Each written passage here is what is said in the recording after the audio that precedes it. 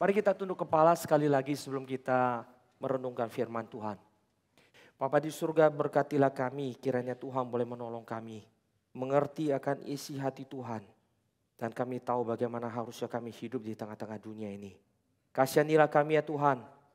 Kami seringkali gagal di dalam hidup melalui iman kami. Kami gagal bersaksi. Kami gagal mempersiapkan diri kami dipakai oleh Tuhan. Tolong kami ya Tuhan, biarlah hari ini ketika kami mendengarkan firman-Mu, Tuhan boleh membangkitkan kami sekali lagi. Tuhan boleh mengubahkan hati dan pikiran kami. Tuhan boleh mempersiapkan kami. Dan bahkan Tuhan boleh mendorong kami selangkah lebih maju mendekat kepadamu. Sehingga hidup kami tidaklah selalu sama seperti kemarin. Dan hidup kami tidak sama seperti ketika kami memasuki ruangan ini. Ketika kami meninggalkan ruangan ini nantinya. Berkatilah kami ya Tuhan, berikanlah pertumbuhan yang nyata dalam hidup kami. Jangan biarkan hati kami terus mati di dalam dunia ini sambil kami menikmatinya. Tapi kami boleh dipertumbuhkan di dalam kehidupan bersama dengan Tuhan dan menuju kepada Tuhan. Di dalam nama Tuhan Yesus kami mengucap syukur, kami berdoa dan kami memohon. Amin. Mari Bapak Ibu Saudara sekalian, mari kita membuka Alkitab kita. Kita baca dari Matius pasalnya yang ke-21. Matius pasalnya ke-21 ayatnya yang ke-28 sampai ayatnya yang ke-32. Matius pasalnya yang ke-21 ayatnya yang ke-28 sampai 32. Kita akan membacanya bergantian, saya membaca ayatnya yang ke-28, Bapak Ibu Saudara sekalian melanjutkan ayat 29 dan kita bergantian sampai ayatnya yang ke-32. Matius pasal ke-21 ayatnya ke-28 sampai 32. Tetapi apakah pendapatmu tentang ini? Seorang mempunyai 2 anak laki-laki, ia pergi kepada anak yang sulung dan berkata, "Anakku, pergi dan bekerjalah hari ini dalam kebun anggur." Ayat 29. Jawab anak itu, "Baik Bapa," tetapi ia tidak pergi. Lalu orang itu pergi kepada anak yang kedua dan berkata demikian juga. Dan anak itu menjawab, "Aku tidak mau." Tetapi kemudian ia menyesal lalu pergi juga. Siapakah di antara kedua orang itu yang melakukan kehendak ayahnya? Jawab mereka, "Yang terakhir." Kata Yesus kepada mereka, "Aku berkata kepadamu, sesungguhnya pemungut-pemungut cukai dan perempuan-perempuan sundal ini akan mendahului kamu masuk ke dalam kerajaan Allah. Sebab Yohanes datang untuk menunjukkan jalan kebenaran kepadamu dan kamu tidak percaya kepadanya. Tetapi pemungut-pemungut cukai dan perempuan-perempuan sundal percaya kepadanya. Dan meskipun kamu melihatnya, tetapi kemudian kamu tidak menyesal dan kamu juga tidak percaya kepadanya." Kisah ini kalau kita lihat di dalam Alkitab LAI kita, di bagian subjudul yang diberikan oleh LAI, perumpamaan tentang 2 orang anak. Dan di bawahnya itu tidak ada ayat paralelnya. Artinya adalah bagian ini hanya ada pada Injil Matius, tidak didapati di dalam Injil Lukas, Markus maupun Yohanes. Dan ini merupakan satu keunikan nanti di dalam Injil Matius ketika dia menuliskan Injilnya, dia tidak menuliskannya secara kronologis seperti Lukas. Lukas menulisnya secara kronologis. Tetapi Matius menuliskannya secara message yang mau dia sampaikan. Sehingga kalau kita perhatikan Matius seringkali urutannya tanda petik gitu ya, berantakan dibandingkan dengan Markus, dibandingkan dengan nantinya apalagi Lukas yang sangat kronologis. Berantakan. Kenapa? Karena inilah cara berpikir orang Yahudi. Mereka itu lebih mementingkan message daripada data. Mereka itu adalah orang yang menangkap message melalui susunan-susunan, aturan-aturan, pengaturan-pengaturan kalimat, bentuk kata, atau bahkan permainan nantinya dengan simbol-simbol. Baik dengan angka-angka, nanti bahasa-bahasa simbol dan seterusnya.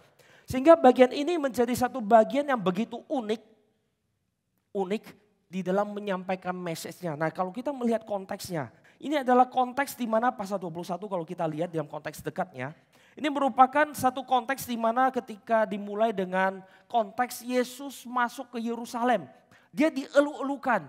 Ini merupakan satu kisah prosesi sang raja, karena inilah tema daripada Injil Matius. Kristus atau Mesias adalah sang raja, adalah sang raja.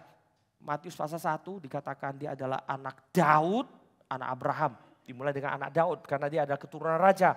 Nanti di akhir pasal 28 ayat-ayat terakhir 19 sampai 20, 18, 19, 20 dikatakan segala kuasa telah diberikan kepadaku baik di bumi maupun di surga. Itu deklarasi sang raja. Ini adalah tema daripada Injil Matius. Kristus adalah raja. Dan raja ini dielu-elukan ke Yerusalem ketika dia akan dinaikkan ke atas tahtanya. Yaitu kerajaan surga ya, tahta daripada sang raja adalah kayu salib nantinya. Maka ini adalah prosesi masuk ke Yerusalem. Prosesi di mana dia akan menerima tahtanya atau pemahkotaannya. Dan ketika dia masuk ke Yerusalem dikatakan sang raja ini memasuki Yerusalem prosesinya di atas keledai. Tuhan Yesus mendefinisikan kerajaannya nanti berbeda dengan dunia ini. Ketika raja dunia ini masuk dan datang ke dalam satu prosesi, dia akan datang dengan segala kemegahannya. Tetapi Kristus datang dengan kerendahan hati, dengan kelemah lembutan, bahkan dengan keledai. Siap untuk melayani. Itulah lambang keledai. Dan dia disebut sebagai Raja Damai. Raja yang bukan datang dengan keperkasaan untuk menaklukkan. Tetapi datang dengan kerendahan hati, kelemah lembutan. Dengan siap untuk melayani. Keledai adalah ternak beban. Yang bisa diberikan beban yang sangat besar. Dan dia bisa bekerja dan bertahan dengan sangat lama. Dan itu bukan satu ternak untuk keperkasaan, tapi justru untuk melayani. Dan dia datang dengan kedamaian sebagai Raja Damai. Namun Matius dengan sangat cepat mengoreksi cara pandang keberdosaan kita. Sang Raja datang dengan kerendahan hati dan kelemah lembutan. Bukan berarti kamu boleh sembarangan. Maka kerajaan Allah itu harus diisi dengan hati yang suci dan murni. Kisah penyucian bait Allah. Yang datang ke dalam kerajaan Allah tidak bisa datang dengan motivasi campuran. Saya datang untuk memperalat pemberi berkat. Supaya saya bisa dapat berkat. Kita tidak bisa datang ke dalam kerajaan Allah untuk mencari Allah demi ketenangan diri. Datang beribadah supaya saya tenang. Percaya kepada Yesus supaya saya selamat. Gak bisa. Maka datang kepada Tuhan hanya karena memang aku ingin Tuhan. Menginginkan Tuhan itulah nanti menjadi sukacita utama.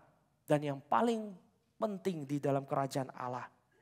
Menyucikan bait Allah menjadi message berikutnya daripada Matius. Kerajaan yang damai, penuh kerendahan hati dan lemah lembut. Namun juga harus murni hatinya.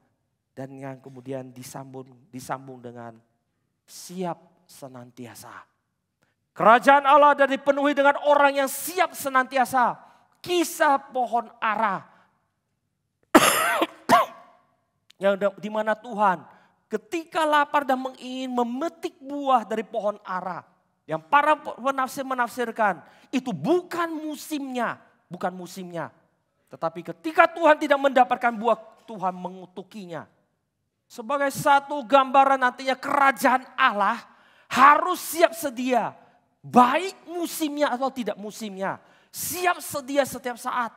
Itulah nanti harus menjadi ciri daripada kerajaan Allah. Orang Yahudi sangat mengenal konteks ini. Karena nenek moyang mereka tinggal di Kanaan sudah ribuan tahun. Dari Abraham keluar dari Mesopotamia. Ketika mereka tinggal di Kanaan lalu 400 tahun diperbudak di Mesir dan kembali ke Kanaan. Maka selama 1000 tahun paling enggak sampai kepada Daud nantinya. Mereka adalah satu bangsa yang meninggali satu daerah namanya Kanaan. Diapit oleh Mesopotamia. Dengan segala perkembangan ilmu pengetahuan yang tak terbayangkan kita hari ini. Karena sesuatu yang dari tidak ada menjadi ada itu jauh lebih sulit daripada mengembangkan sesuatu. Jauh lebih sulit. Dan ilmu pengetahuan yang kita hari ini miliki. Hampir semua atau bahkan semua kategori berhutang kepada Mesopotamia. Mereka yang menemukan penjumlahan, perkalian, pengurangan, pembagian, tarik akar. termasuk nanti matematika abstrak. Mereka menemukan astronomi, mereka menemukan nantinya irigasi, peternakan modern. Mereka menemukan nanti menjadi revolusi di dalam seluruh kebudayaan manusia. Menemukan roda yang bundar. Dan ini menjadi basis mereka nanti berhitung. Seluruh kebudayaan berkembang dengan cepatnya dan dengan sangat pesat. Dari ilmu pengetahuan kepada kesejahteraan manusia, kepada peperangan nantinya. Maka mereka menemukan nantinya bagaimana melontarkan batu-batu yang besar dengan sistem ketapel. Mereka menemukan semuanya itu. Sedangkan di selatan daripada Kanaan, kerajaan Mesir berkembang dengan segala pemikiran agama mereka. Sebagai bangsa satu-satunya di atas muka bumi ini sampai hari ini. Yang memiliki konsep yang lengkap yang pertama di atas muka bumi ini dalam kemanusiaan. Yaitu memiliki pemikiran tentang penciptaan. Manusia diciptakan sesuai dengan gambar Allah. Manusia diciptakan untuk Allah, untuk para dewa. Manusia mati kembali kepada para dewa. Dan satu hari tubuhnya ini akan dibangkitkan dan akan hidup kekal. Karena itu mereka ada mumi. Karena tubuh ini akan satu hari akan dibangkitkan, maka mesti dimumifikasi. Mesti disiapkan. Jangan sampai nanti ketika mau dibangkitkan oleh dewa, tubuhnya udah gak ada. Mereka itu mengerti hal seperti ini. Satu bangsa yang mengembangkan seluruh keagamaan mereka dengan begitu pesatnya dan begitu lengkapnya. Sedangkan kalau kita baca di dalam Alkitab dalam sejarah, orang Yahudi, Israel, di Kanaan diapit oleh kebudayaan yang tinggi terus bekerja, berjalan. Agama yang terus berjalan, lalu Kanaan ngapain? Makan, minum, kawin, mengawinkan, beranak, mati, menyembah berhala, dihukum Tuhan, bertobat. Nyembah berhala lagi, bertobat lagi, bolak-balik. Sampai Tuhan bosan, buang semuanya. Istilahnya bosan dari saya gitu ya. Gak ada yang lain. Hanya itu. Lalu kita mengatakan bangsa Israel paling pintar sepanjang sejarah umat manusia. Baca dalam sejarah apa yang mereka kerjakan. Gak ada loh. Gak ada. Tetapi ada satu hal yang unik dalam perjanjian lama. Satu hal yang unik. Satu hari ketika mereka memiliki seorang raja yang gak ada kerjaan. Karena semua sudah kerajaan di sekitarnya sudah ditaklukkan gitu ya. Sudah damai maka gak ada kerjaan rajanya. Lalu sore-sore hari mungkin dia habis bangun tidur sore. Gak ada kerjaan di balkon istananya. Dia lihat ke bawah. Begitu lihat dia kaget. Hari itu ada kesadaran baru bagi dia. Dia udah lihatnya itu mungkin udah ribuan kali. Tapi hari itu dia kaget. Apa yang dia kaget? Kemah pertemuan. Kemah suci masih di situ aja. Sedangkan sekarang dia ada di balkon istana. Dan dia melihat kemah suci menjadi melihat ke bawah. Dia hanya sebagai raja dunia ini yang sementara. Tinggal di istana yang makin hari makin besar. Dan sekarang sudah bisa sampai ke istana yang tinggi. Dan sekarang dia melihat ke bawah. Di mana kemah pertemuan dengan Allah masih itu-itu saja. Kemah pertemuan. Lalu muncullah satu kesadaran. Gak benar. Tuhan pencipta langit dan bumi masa tinggal dalam kemah. Aku hanya raja sementara di dalam istana. Pakai pohon aras, kayu aras yang paling baik. Gak benar. Saya mau bangun bait Allah bagi Tuhan. Lalu hari itu dia panggil Nabi Nathan. Aku mau bangun bait Allah bagi Tuhan. Nabi Nathan bilang lakukan. Itu pasti kehendak Allah. Tuhan memberkatimu. Malam itu Tuhan datang ke Nathan. Kepo. Itu bahasa saya gitu ya, terjemahkan seluruh 1 Tawarik 17 yang panjang itu jadi satu kata. Tuhan ngomong ke Nathan, kepo. Panjang lebar Tuhan itu berargumentasi. Dari kamu dipanggil dari Mesir sampai hari ini. Pernahkah aku merintahkan kepada nenek moyangmu mendirikan satu rumah bagiku? Pernah gak? Gak pernah. Gak usah gerak. Diam. Hari itu Nathan baru sadar. Tuhan gak suruh. Jadi gak usah kebangun. Nathan datang ke Daud. Tuhan gak suruh, gak boleh bangun. Daud taat. Ya sudah, gak boleh bangun, ya sudah. Idenya bagus, bagus. Niatnya bagus, bagus. Motivasinya bagus, bagus. Tapi jikalau bukan kehendak Allah, berhenti. mereka belajar satu prinsip yang sederhana. Jikalau Tuhan tidak suruh, jangan gerak. Jikalau Tuhan perintahkan, harus gerak, nggak boleh diam. Inilah yang menjadi prinsip dalam seluruh perjanjian lama. Mereka harus menunggu ketika Allah bertindak. Allah itu adalah bagian yang aktif. Kita adalah bagian yang pasif. Ketika Allah aktif memerintahkan, kita harus meresponi. Kita hanya meresponi apa yang Tuhan inginkan. Tetapi di dalam perjalanan sejarah, seringkali kita nggak siap. Ketika Allah memerintahkan kita tidak siap. Dan dia perjanjian lama ketika Allah perintahkan kemudian Allah mengatakan, oke, bangun bait Allah, Salomo. Nanti itu satu permainan kata yang indah dalam perjanjian lama. Kata bait itu, bait bisa diterjemahkan sebagai rumah, bait Allah, rumah Allah. Atau bait bisa diterjemahkan sebagai keturunan. Maka dalam 1 Tawari pasal 17 ayat ke-10 di sana harusnya dibaca seperti ini. Akulah yang akan mendirikan, memberikan atau membangkitkan bait bagimu dan dialah yang akan mendirikan bait bagiku. Karena bahasa Indonesia terjemahannya udah gak kebaca gitu ya bahasa aslinya.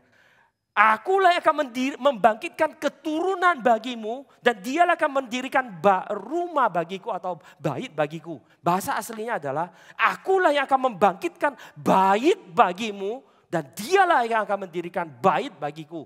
Sebagai prinsip nantinya Allah yang memberikan bait, kamu meresponi dengan bait. Bait dengan bait yang cocok gitu. Nah itulah nanti menjadi prinsip dan perjanjian lama sama seperti Kejadian pasal 1. Allah berfirman, jadilah terang. Maka itu terang itu jadi. Itu mesti sama gitu ya, prinsip ini sama. Dan ini menjadi prinsip di dalam seluruh kerajaan Allah. Ketika Allah berfirman, umat Allah, anggota kerajaan Allah harus siap meresponinya. Dan bangsa Israel pada zaman Tuhan Yesus tidak siap menerima Sang Mesias yang datang.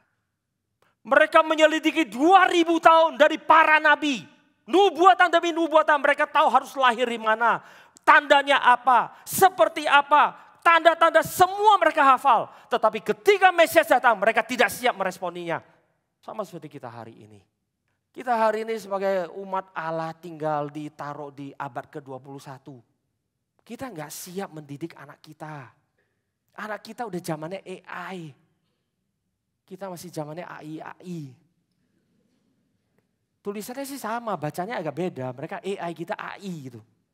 Beda. Saya ketemu sama orang, Pak Ed, tahu AI? Saya tanya, saya jadi agak ragu. Saya generasi agak antara-antara begitu gitu.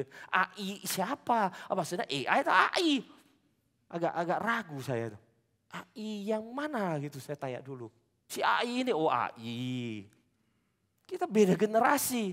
Mereka udah dengan zaman seperti itu. Saya mau tanya, bagaimana kita melayani zaman kita hari ini? Anak cucu kita. Ketika kita melayani mereka, percayalah kepada Yesus. Kenapa Pak?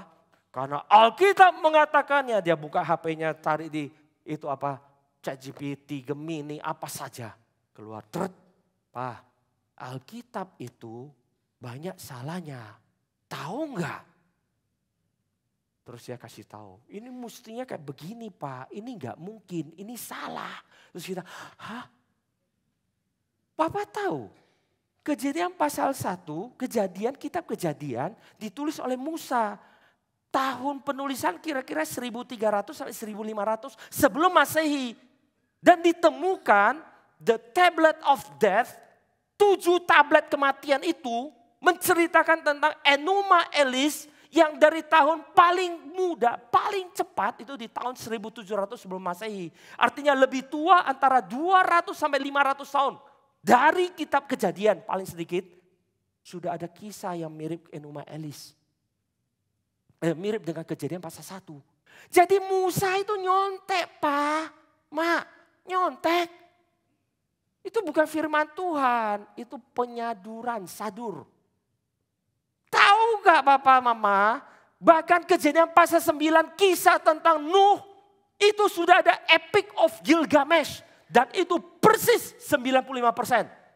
Musa nyontek, cuma beda burung-burungnya aja nanti. Sisanya sama. Mau itu kapal, mau dia bangun kapal, orang zaman yang gak percaya, sudah fasik, sudah jahat, itu semua kisahnya sama. Bagaimana kita percaya Alkitab? Contekan kok, Musa contekan. Contek dari mana?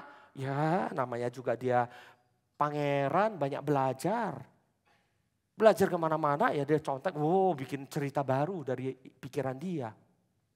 Tahu nggak? Kisah Yesus juga tidak unik. Itu di zaman kuno, orang Mesir sudah percaya Horus itu anak dewa yang dikirim dari surga, lahir dari perawan di dunia ini. Umur 12 Horus itu ditakbiskan menjadi imam. Pada umur 30 dia keluar melayani, mengambil 12 murid. 3 tahun kemudian dikhianati oleh salah satu muridnya. Akhirnya dia dibunuh. 3 hari kemudian dia bangkit. Kisah Horus, mitologi dari Mesir. Lalu kita, iya ya, papa kudet, kurang update. Mama terlalu lama di dapur, gak pegang HP, gak ngerti apa-apa. Saya mau tanya Bapak Ibu Saudara sekalian, bagaimana kita melayani mereka? Kita tidak siap untuk zaman kita hari ini. Bahkan khotbah hari ini. Di depan mata saya ketika di salah satu kebaktian di GRI. Lagi kebaktian, jemaat di depan nyalain HP-nya. Mikrofonnya diarahkan ke depan sambil lihat HP-nya. Saya dari belakang ngintip. Nyalain AI, streaming langsung masuk. Soundnya itu langsung ditranskrip. AI-nya langsung komentar, kalimat ini dari sini, kutipan dari sini, ini salah kutip, ini salah. Dia langsung lihat tinggi nih. Itu dicek 100% pendetanya khotbah. Wah gila, ini beneran gila. Bapak Ibu Saudara sekalian mau serahkan diri jadi hamba Tuhan, zaman saya sudah berlalu. Nanti ini sekarang anak STT ini, nanti mereka khotbah kalau masih gaya-gaya kutip buku, habis mereka, habis. Siapkah kita melayani zaman ini? Gak bisa sembarang kutip, gak bisa sembarang ngomong. Lalu yang kita ngomong kalau itu saja, kita baru ngomong sampai setengah. Itu AI udah lanjutin khotbah kita, nanti ujungnya di sini, kesimpulannya pasti ke sana. Baru baca ayat, dia udah keluarkan poinnya, 1, 2, 3, 4, 5, terus kita khotbah. Oh yang pertama cek sama, 2 sama, 3 sama, masih ada 3 poin, gak akan jauh-jauh dia udah keluar ruangan. Ngapain dengar khotbah pendeta nih kayak begini? Saya tiap minggu baca aja. Yang penting tahu ayatnya. Gak perlu juga tahu ayatnya. Satu Alkitab perlu tahu kan? Tiap minggu ganti-gantian pasal. Di rumah aja. Saya gak kasih ide seperti itu ya. Nanti sore saya diteleponin pendeta Antonius. Kau ngajar jemaatku apa itu? Minggu depan semua pada gak datang, di rumah buka AI aja gitu. Bukan itu maksud saya. Maksud saya adalah, siapkah kita melayani zaman kita hari ini? Siapkah kita? Kita hanya berpikir yang penting saya datang beribadah. Sudah itu selesai. Yang penting saya datang beribadah. Maka setelah kisah ini pohon ara, Tuhan Yesus melanjutkan atau Matius melanjutkan. Tema mempertanyakan otoritas Yesus. Seperti kita hari ini. Ketika datang beribadah setiap minggu dan kita belajar firman setiap minggunya. Sambil belajar firman sambil mempertanyakan. Haruskah begitu? Masa sampai segitunya? Gak harus deh. Iya kan Tuhan, gak perlu seperti itu toh. Masa mesti harus seperti itu? Tuhan kamu punya kuasa, saya tahu kau adalah Allah. Yang dimana Allah ini di belakangnya punya kualitas yang mengikuti. Yang maha. Yang bahkan termahal. Semuanya. Dan yang absolutely 100%. Tidak ada satu ruang sedikit pun untuk tawar-menawar. Karena engkau adalah Allah. Pada saat yang sama kita dalam hati. Masa mesti ikut? Berapa banyak firman yang kita dengar? Berapa banyak firman yang kita ragukan? Atau lebih tepat, Berapa banyak firman yang setelah kita dengar, berapa banyak yang kita kerjakan. Jangan-jangan gak ada loh, jangan-jangan gak ada. Maka gereja Tuhan masih seperti hari ini. Seperti kita hari ini. Satu kali kami duduk ngobrol dengan Pak Tong. Pak Tong tanya, Asung jemaat kita sekarang berapa? 15.000 lah kira-kira plus minus gitu ya Pak Tong ya kan naik turun. 15.000. Best case ada hari-hari bagusnya mencapai 18-20 ribu mungkin. 15.000, oke. Di Indonesia berapa? 12.000? Ya kira-kira begitu. Luar negeri sedikit kok. 12-13 ribu di Indonesia. Lalu Pak Tong ngambil kertas. Katakanlah 10.000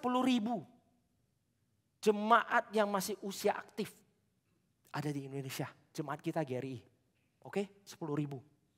Satu acara besar perlu kepanitiaan berapa orang? 100 orang. Maka kita ada 100 kepanitiaan. 100 panitia yang siap untuk bisa mempersiapkan acara besar. Artinya sepanjang tahun, 1 minggu bisa 2 kali KKR besar. Di seluruh di Indonesia keliling. Ini hitungan matematika sederhana loh, bener gak? Hitungan saya salah gak? Hitungan Pak Tong salah gak? Dia coret di kertas, kamu ngerti? Dia bilang gak usah coret di kertas Pak Tong.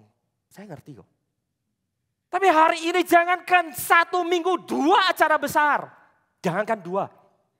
1 tahun cuma 3 kali, 4 kali speaker. Bahaya banget. Speak lagi. Ya kan baru speak kan kemarin kan. Ini mau speak lagi nih Agustus. Nanti November speak lagi. Kenapa? 3 bulan sekali kok. Kok 3 bulan sekali?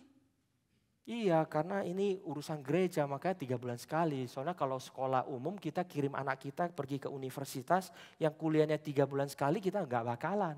Kirim anak kita ke sana mestinya setiap hari dan pagi sampai malam kalau bisa. Cuma kalau gereja melakukan ya percayalah nggak ada yang datang itu. 3 bulan sekali ada kita nggak datang apalagi tiap hari. Ini menjadi problem. Kenapa?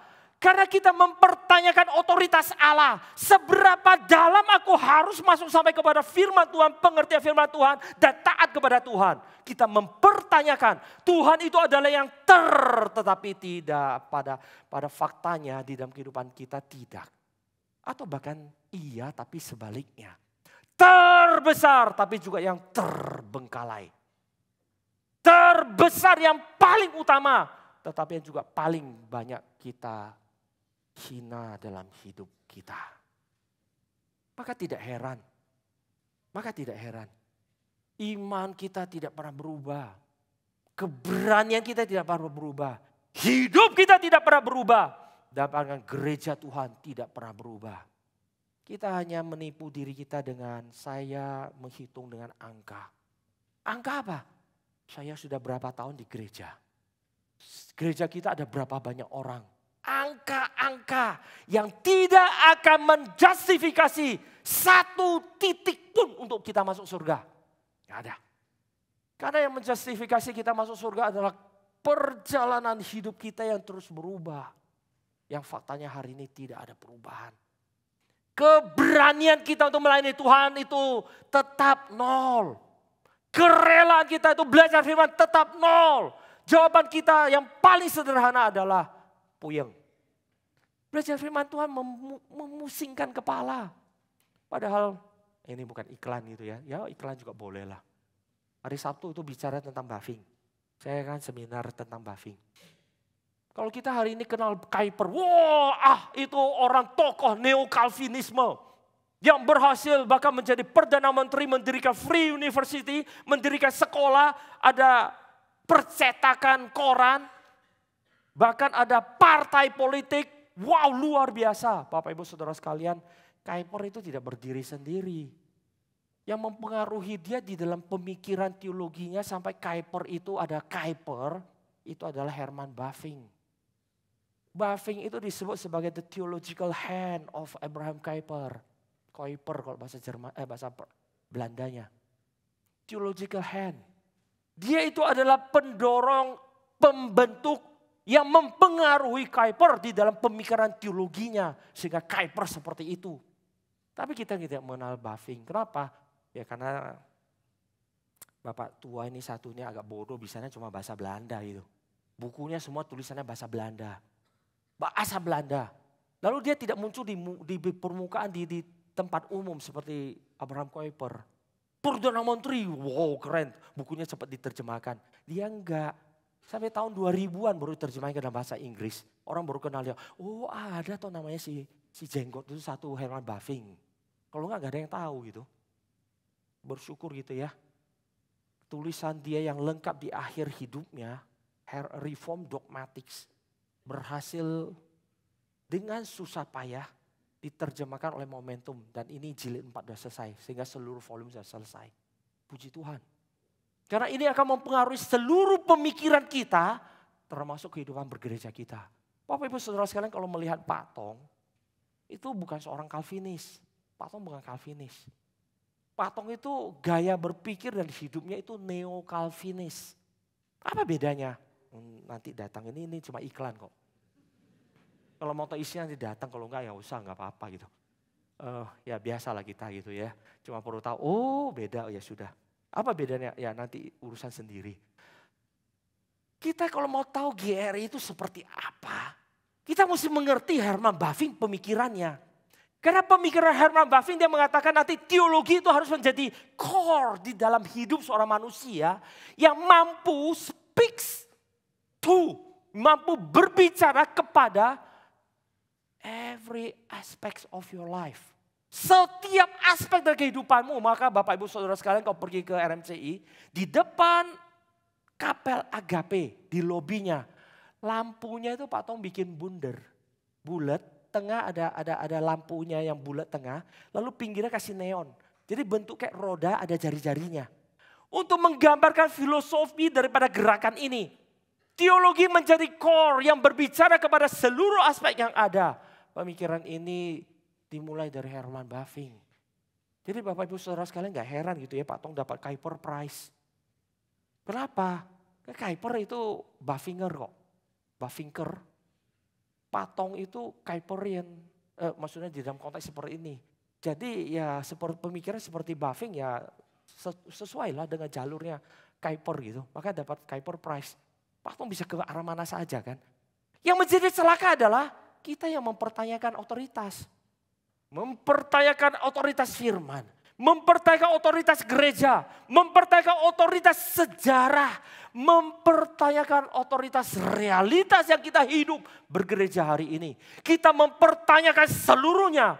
Pada akhirnya yang menjadi otoritas bagi kita adalah diri kita sendiri. Maka kemudian muncullah cerita yang tadi kita baca, kisah yang tadi kita baca. Tuhan katakan, apa pendapatmu tentang ini? Ada satu orang punya 2 anak laki-laki. Dia pergi ke sulung. Anakku pergi bekerjalah hari ini dalam kebun anggur. Anak itu jawab, baik Bapak, oke. Tetapi ia tidak pergi. Dia hanya bisa mengiyakan tapi hidupnya tidak. Dia hanya bisa mengiyakan satu bagian. Yaitu secara lisan menjawab. Di sisi lain seluruh hidupnya dia tidak melakukannya. Inilah gambar daripada kerajaan Allah yang terus terjadi. Dari zaman Tuhan Yesus sampai hari ini.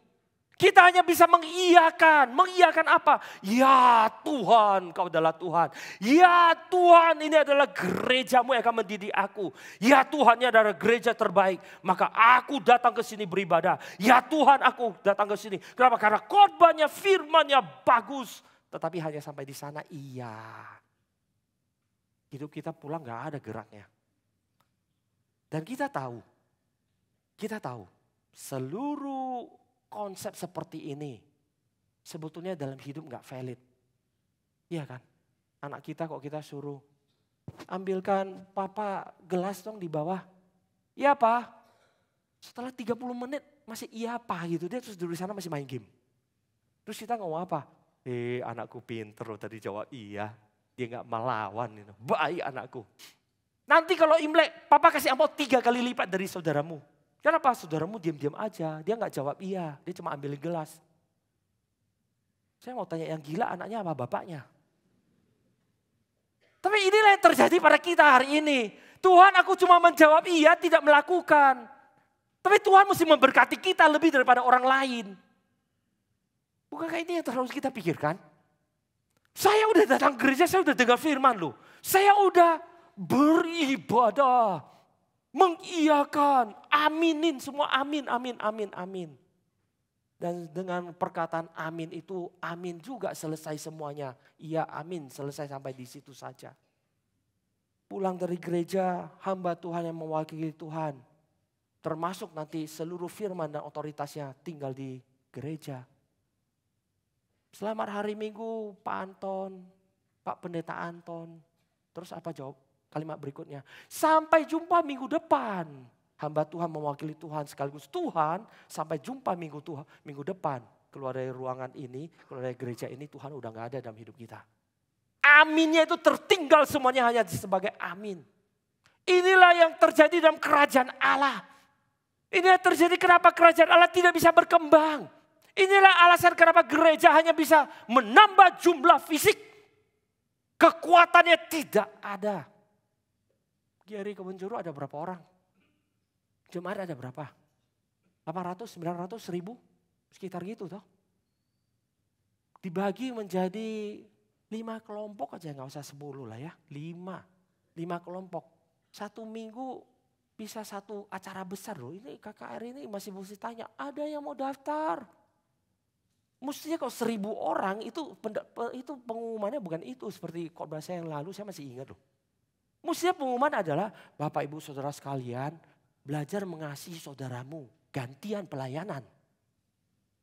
Berikan kesempatan kepada saudaramu melayani. Jangan semuanya mau. Bayangkan, Cengkareng nanti murid yang datang 1000, masa dokternya 2000 ngantri di sana. Nunggu orang mati. Mengharap semua sakit. Ada apa itu? Tapi faktanya adalah ada yang mau melayani. Cuma masih diam. Mari kita melayani. Enggak bergerak. Ayo melayani. Masih tidak bergerak sampai diteleponin Pak Anton. Pak Jerome, Pak Edi, kenal siapa dari jemaat kita, bisa digerakkan, kita usahakan. Sampai hari yang datang tetap mereka berdua penatua ini. Kucuk. Terus Pak Anton tanya, Pak Edi, Pak Jerome, mana jemaat yang kita digerakkan? Sudah digerakkan, cuma tidak bergerak. Mereka itu unmoved mover. Bahasanya Aristotle. Itulah gereja Tuhan hari ini. Dan itu sudah menjadi kisah dari zaman Tuhan Yesus. Yang kita tidak pernah bertobat karenanya. Gak pernah bertobat. Kita hanya bisa menjawab iya, badan kita tidak bisa bergerak. Kita tahu kita ditaruh di abad ke-20, punya tantangan yang mengerikan. Pak Tom mengatakan, di abad ke-20, tantangan kita jauh lebih besar daripada zaman reformasi. Iya, Calvin tidak mengalami masa kalau dia ngomong salah gak ada yang viralkan di internet. Iya kan? Kita hari ini salah ngomong, kerekam, wow, heboh. Belum lagi nanti ada yang pakai AI. Berapa bulan lalu di Hong Kong terjadi satu penipuan. Zoom. Itu benar conference loh. Dia punya CFO, conference dengan anak buahnya. Kita akan membayar segini-gini, ditransfer ke sini. Ya anak buahnya bingung, ini bos gua yang Zoom kan, kelihatan orangnya kok. Oke, otorisasi, iya. Jadi transfer ya, transfer. Setelah selesai baru tahu, itu AI. Bapak tadi bukan di situ, bukan. Loh, tadi yang telepon siapa? Mana ketehe, uangnya udah bye-bye gitu. Hari ini mengerikan itu. Terus kita berada di zaman apa? Masih datang dengan nak, percaya Tuhan Yesus. Ditanya, kenapa? Karena dia adalah Allah. Penguasa langit dan bumi. Anak kita akan jawab, masa? Yakin Pak? Yakin Ma? Yakin percaya itu Tuhan? Bukan yang lain. Bukan Tuhan kita yang lembaran. Dolar. Di dolar kan, in God we trust. Ada yang bercanda, in God we trust tertulis di dalam dolar. Dan God-nya itu adalah itu, kertas itu. In God we trust, this is our God. Itulah yang kita percaya hari ini. Hari ini kita tidak lagi mampu mendidik anak kita. Kita tidak mempersiapkan mereka karena hidup kita tidak mempersiapkan mereka. Kita hanya bisa iya, iya.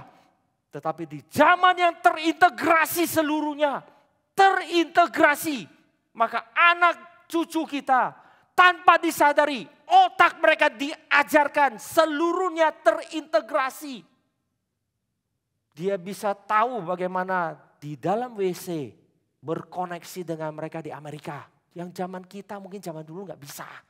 Mereka diajar untuk berpikir out of the box. Bukan terkurung di WC, maka cuma bisa menyadari WC. Mereka hari ini tidak ada yang bisa mengurung mereka. Seluruh terintegrasi dan semuanya harus menjadi satu kesatuan. Tanpa disadari, sistem teknologi ini sudah mendidik cara berpikir mereka. Yang dimana kita hari ini tidak siap berhadapan dengan mereka. Hidup kita tidak terintegrasi satu dengan yang lain. Ke gereja begini, duduk diam-diam dengan firman. Sampai di rumah, cerita dari A sampai Z hanya tentang uang. Anak kita gak akan bisa jadi Kristen. Gak bisa. Anak kita gak bisa jadi reform. Gak bisa. Kenapa? Dia lihat tampang kita, ini namanya Kristen. Sampah. Kenapa? Karena salah satu istilah yang paling populer di zaman sekarang adalah kejujuran. Papa saya gak jujur, munafik ke gereja. Iya, tapi otaknya uang. Munafik. Maka buat apa jadi Kristen? Gak ada tuh kekristenan. Gak ada. Papa saya itu semangat kalau ada kangtau ketemu orang. Tapi kalau ke gereja selalu terlambat. Pergi ketemu orang meeting gak pernah terlambat. Dia lihat. Inilah nanti yang menjadikan kita sulit untuk menjadi teladan bagi mereka. Karena kita hanya bisa iya, seluruh hidup kita tidak. Bagaimana kita bisa membawa mereka untuk kemudian masuk kepada kekristenan. Tuhan Yesus memberikan kesimpulan 2 istilah. Di ayat yang terakhir, meskipun kamu melihatnya, tetapi kemudian kamu tidak menyesal. Dan kamu tidak juga percaya kepadanya. Menyesal dan percaya, nanti itu menjadi 2 kata penting di dalam perubahan. Setiap orang berubah, mesti ada 2 kata ini. Dia menyesal bahwa yang sebelum dia itu lebih jelek, dia jelek. Tapi dia juga harus percaya akan sesuatu yang lebih baik, maka dia berubah ke sana. Bahkan yang dia anggap lebih baik itu adalah sesuatu yang jelek. Dia perlu percaya bahwa itu lebih baik. Untuk supaya dia percaya ke sana. Maka menyesal dan percaya ini tidak ada pada kita. Kita tidak pernah menyesal, kita tidak pernah percaya. Dulu saya punya seorang teman kuliah, pintar sekali orang Jerman itu. Waktu dia sekolah, dia itu ada di kelas yang ekstra super pintar. Jadi di Jerman tuh nggak ada kelas akselerasi itu nggak ada. Tapi mereka itu sistemnya adalah begitu masuk semua itu diambil nanti. Oh ada sekelompok ini lebih pintar matematika. Maka setiap kelas matematika yang lebih pintar dipisahkan. Diajar bahan S1 misalnya. Ini SMA jadi S1. Tapi nanti dari kelas S1 ada 2 orang lagi. Lebih pintar lagi. Dikeluarkan jadi kelasnya itu nanti ngajar bahan S2. Dan teman saya itu ada beberapa mata pelajaran yang dia ngambil di SMA. Itu di kelas yang super ini. Maka begitu kuliah belagunya kayak setan gitu. Setan pun kalah sama dia. Dosen baru ngomong 2 kalimat. Diode adalah gini-gini. Saya gak percaya. Loh gak percaya kamu ngapain datang ke sini kuliah? Mestinya kan begini menurut saya. Karena itu gak logis, itu adalah teori yang kuno. Seperti saya gak percaya. Profesor bilang, kita sudah riset puluhan tahun ini memang begini. Dan kita sudah menghasilkan bahannya, barangnya. Itu bahkan handphonemu itu berpijak di atas teori ini. Tapi saya tetap tidak percaya. Mestinya kayak begini. Sampai semester 3 di DO. Bukan karena dia protes. Tapi apa yang ditanya, apa yang dijawab. Dia jawab itu sok pinter semuanya. Gak ada kesadaran bahwa dia itu salah, gak ada. Dia gak ada kepercayaan kepada dosen. Itu orang sakit jiwa beneran. Kita kok ketemu orang gitu ya. Anak kita misalnya anak kita lah. Nah salah ini, 1 tambah 1 bukan 3, 2. Terus dia jawab kita, masa? Oh kepret. Kenapa? 2 hal. Pertama, udah salah nggak tahu salah. Kedua, udah dikasih tahu benar masih nggak percaya, benar nggak? Kedua ini, menyesal dan percaya. Nggak ada dua ini nggak bisa maju kita. Nggak ada. Maka kita datang ke gereja kalau tidak ada dua hal ini, kita tidak akan pernah maju. Kita datang ke gereja ketika dengar firman, kita gak ada penyesalan pulang dari tempat ini. Kita tidak merasa ada hal yang salah, yang saya pulang harus mengoyak baju saya, duduk di gerbang kota, taruh abu di kepala, gak ada. Kita pulang dengan hati yang damai. Dan kita juga gak percaya pendeta yang mau khotbah apa. Terserah pendetanya mau gelar apa, mau khotbah apa, mau seberapa hebat. Seberapa hebat. Maka tidak heran Pak Tong mengeluarkan satu teori yang sangat pesimis. Dari yang kita khotbah, seluruhnya maksimal hanya 10% orang mengerti. Dari 10% yang mengerti nanti, maksimal hanya 10% yang setuju. Dari 10% yang setuju, hanya 10% yang benar-benar nanti pulang mengerjakannya.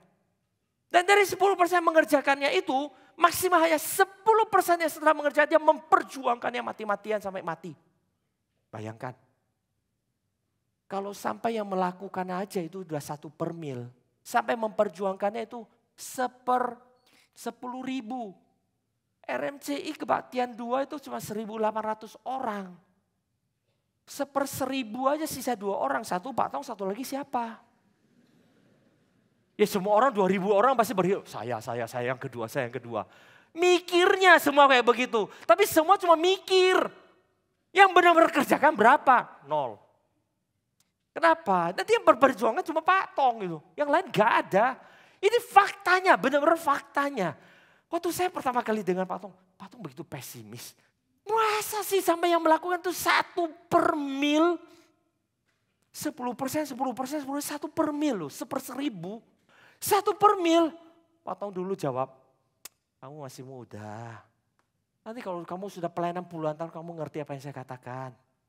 Sampai kamu mati, belum tentu ada 1 orang yang benar-benar bangkit yang memperjuangkan yang kamu ngomong.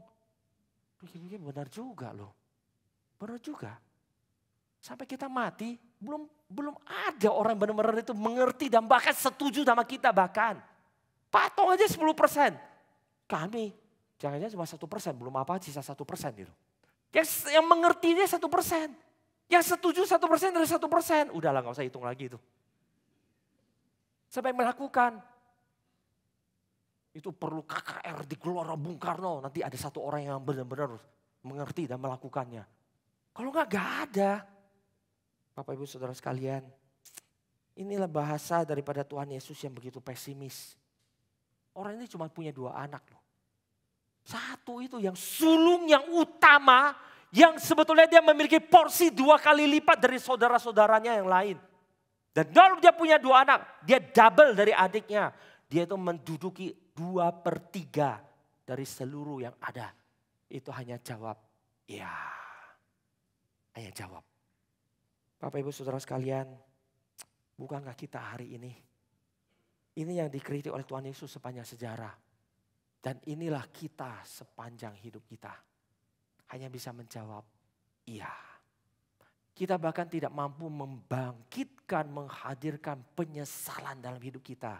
Ketika kita keluar dari ruang ibadah setelah mendengarkan firman. Kita gak sanggup bangkitkan penyesalan ini. Pulang kalau gak percaya Bapak Ibu Saudara sekalian, nanti pulang cari satu hal yang kita bisa sesali. Yang saya beneran menyesal dalam hati saya. Kita paling cepat dan paling pintar menyesal kalau kita punya satu kesempatan. Satu kesempatan gagal mendapat uang yang besar. 3 hari lalu, 2 hari lalu, ini hari apa? Minggu. Hari Jumat saya ketemu satu orang. Aduh kok gue nyesel sekali. Kemarin ada satu saham IPO. Saya udah kasih tahu jauh-jauh hari. Mestinya gue beli, gue gak percaya. Beneran. Bahasanya saham ini ya. Arah sudah 2 hari, 3 hari. Saya gak tahu. Terus saya bilang, ya terus? Iya tahu begitu gue kan beli. Saya mau tanya. Kita tahu gak sih? penyesalan seperti itu tidak membawa kita kemana-mana gitu. Penyesalan seperti ini hanya terus melatih kita untuk melihat kepada this worldly. Dan di dalam pemikiran Bavinck nantinya yang secara organik. Hidup manusia itu secara organik. Jikalau Tuhan itu membawa dia ke surga, maka kata Bavinck, sebagai imago Dei, the image of God, dia adalah person. Dia punya kemungkinan untuk berelasi secara spiritual dengan Allah. Dan dia punya etika yang bisa bergantung kepada Tuhan. Sehingga dia tahu apa yang benar, apa yang baik dari Allah. Dan inilah yang bisa mendorong pribadi ini terus berjalan menuju kepada eternity, kekekalan. Maka seorang manusia 4 istilah ini tidak boleh hilang dari dirinya. Sebagai person, secara spiritual, dan secara ethical menuju kepada eternity. Ketika dia melupakan hal ini, dia tetap jalan menuju kepada eternity. Tetapi kepada eternal death.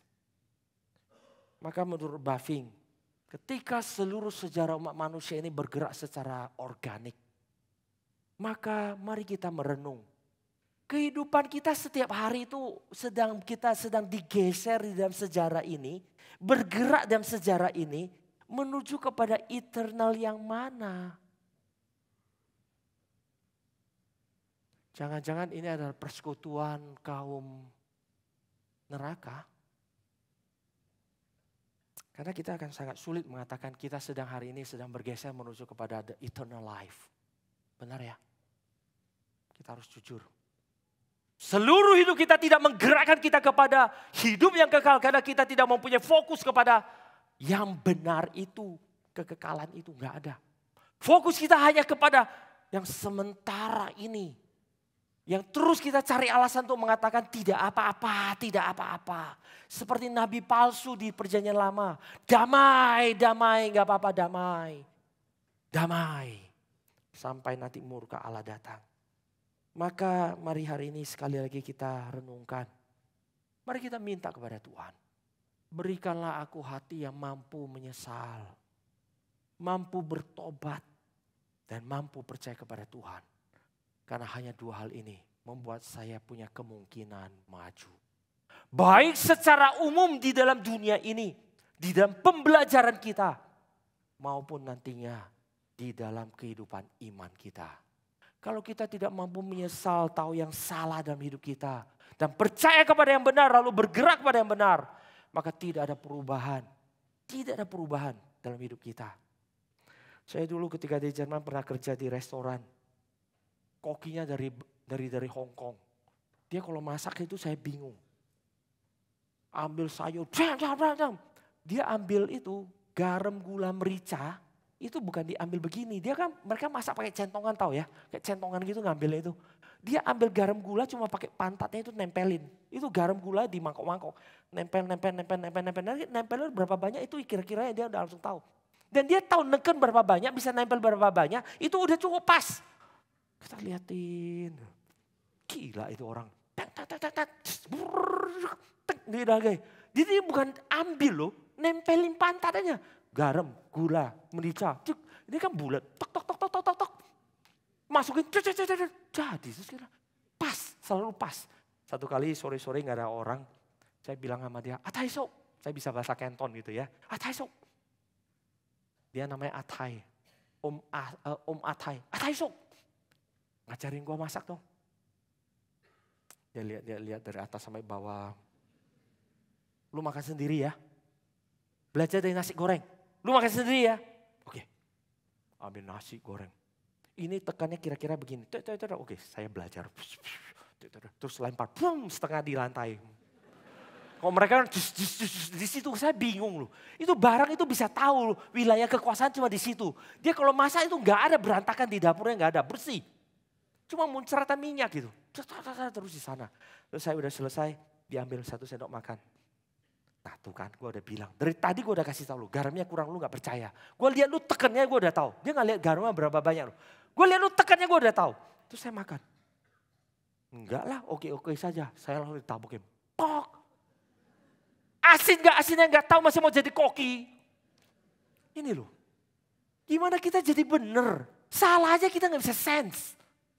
Gak ada perasaan, gak ada sense untuk bisa tahu saya salahnya di mana. Gimana bisa jadi benar? Kita masih berangga. Saya benar, saya benar, saya benar. Kalau ada yang salah, siapa salah? Dia. Manusia berdosa gitu loh. Berdosa banget. Saya lihat anak-anak kecil itu ya, kalau bicara total depravity itulah mereka paling indah. Di Fires itu ada kakak adik. Kakaknya umurnya 2,5 tahun, adiknya itu belum 1 tahun. Lalu kalau ditanya kakaknya, ini Om Ed ada permen. Siapa mau? Ciciknya langsung angkat tangan. Saya mau. Oke, di sini ada rawit yang pedas. Siapa mau? Dedek mau. Kita lihat ini cicik gak berguna, ini beneran ini. Siapa yang ngajarin dia? Pasti bukan mamanya. Mamanya gak mungkin bilang, kalau punya sambal pedas kasih adik lu biar mampus dia. Kalau punya permen yang enak makan, gak ada kan. Tapi inilah manusia berdosa. Kita tidak mampu melihat kerusakan kita. Udah kayak gitu. Kita tanya, kayak gini bener. Iya, kenapa? Pedas. Jadi kalau pedas kasih meme.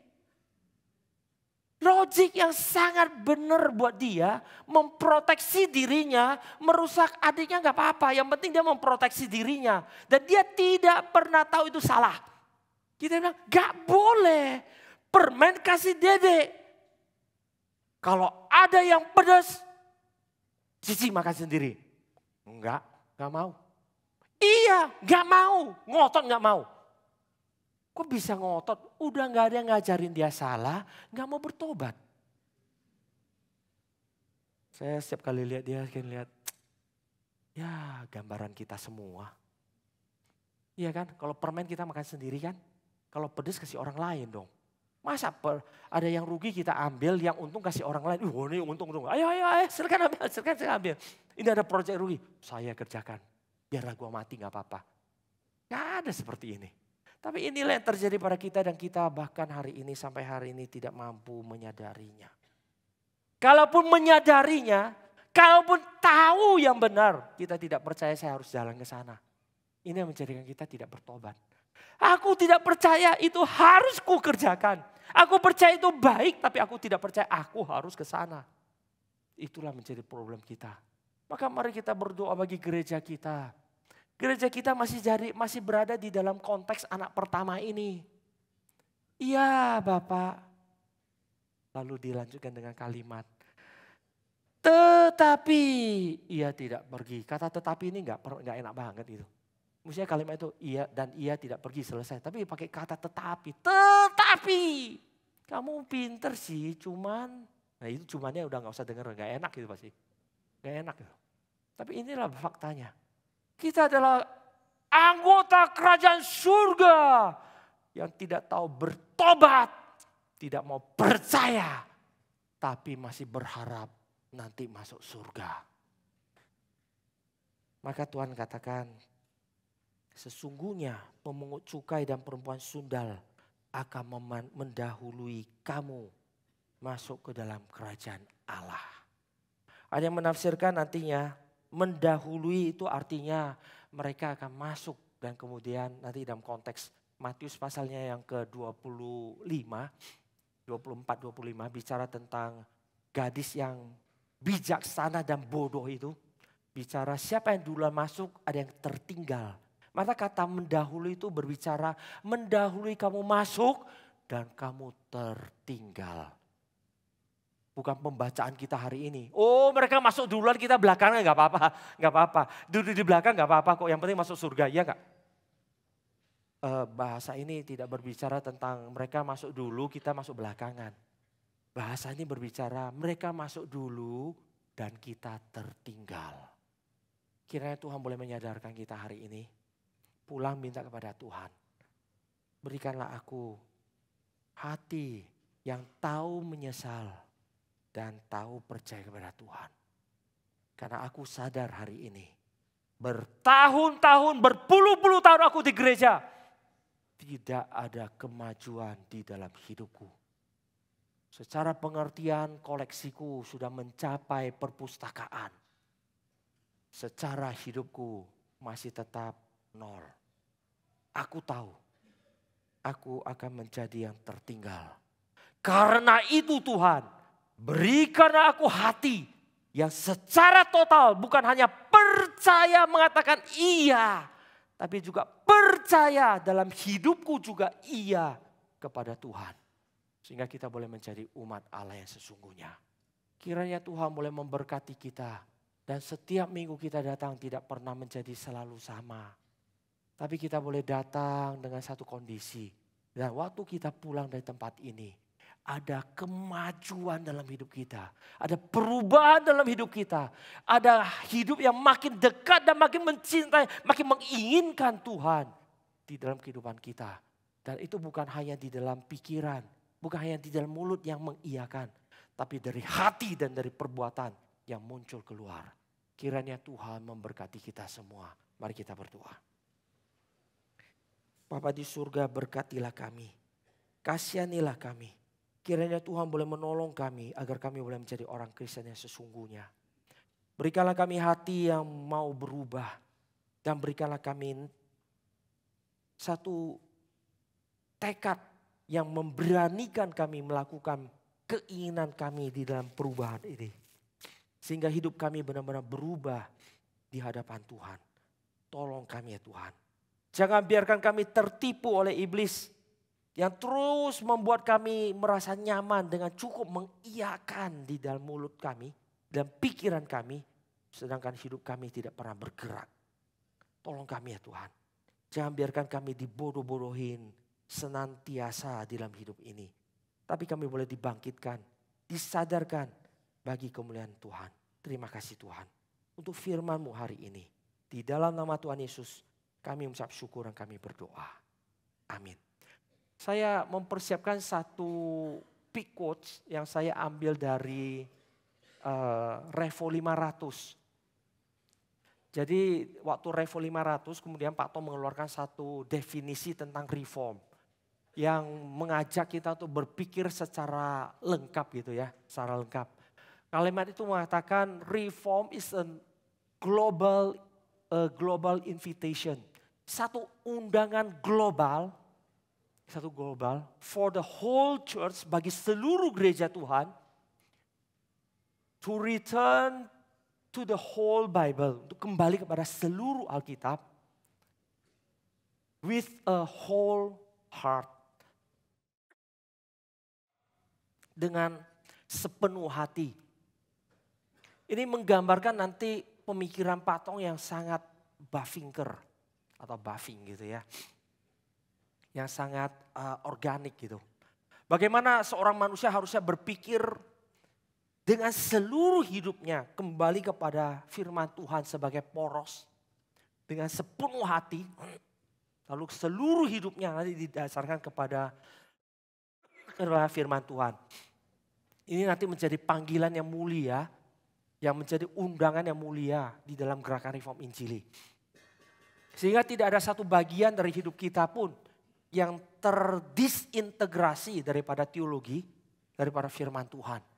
Maka undangan untuk firman Tuhan, untuk kembali kepada Alkitab, kepada pembelajaran teologi menjadi dasar nantinya undangan bagi seluruh hidup untuk bisa berubah bagi kemuliaan Tuhan. Maka tanpa kita mencintai firman, belajar firman yang sedalam-dalamnya, keinginan untuk berubah itu adalah absurd. Itu hanya ilusi. Ilusi. Seperti anak-anak kecil, saya mau jadi orang sukses. Tapi tiap pagi kalau mau ke sekolah dia marah-marah, nangis-nangis gitu. Lalu gak pernah belajar. Gimana? Itu cuma mimpi gitu ya, mimpi. Nah itulah seperti kita hari ini. Mari kita belajar untuk kembali. Dengan sepenuh hati kembali kepada seluruh Alkitab. Bagi seluruh gereja, untuk seluruh nantinya bagi kemuliaan nama Tuhan. Kiranya Tuhan memberkati kita. Baik, mari kita bangkit berdiri, kita bersama dengan gereja Tuhan di segala tempat dan segala zaman. Kita mengikrarkan pengakuan iman rasuli. Aku percaya kepada Allah, Bapa yang Maha Kuasa, Khalik langit dan bumi. Dan kepada Yesus Kristus anak yang tunggal Tuhan kita. Yang menderita sengsara di bawah pemerintahan Pontius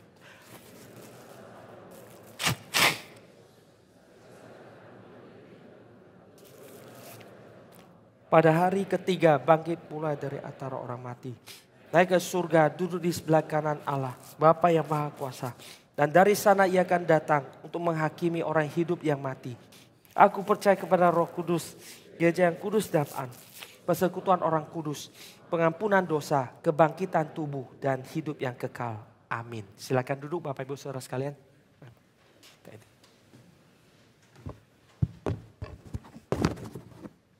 Selamat siang Bapak Ibu sekalian, kita bersyukur untuk pelayanan Pendeta Edward di tengah-tengah kita pada siang hari ini.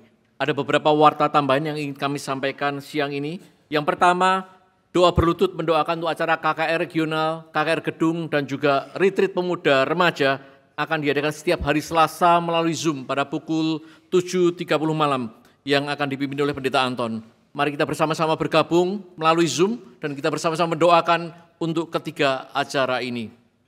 Dan yang kedua, KKR regional di dalam gedung untuk anak-anak SD, SMP, SMA akan diadakan pada hari Jumat 1 Agustus di Mall Taman Palem.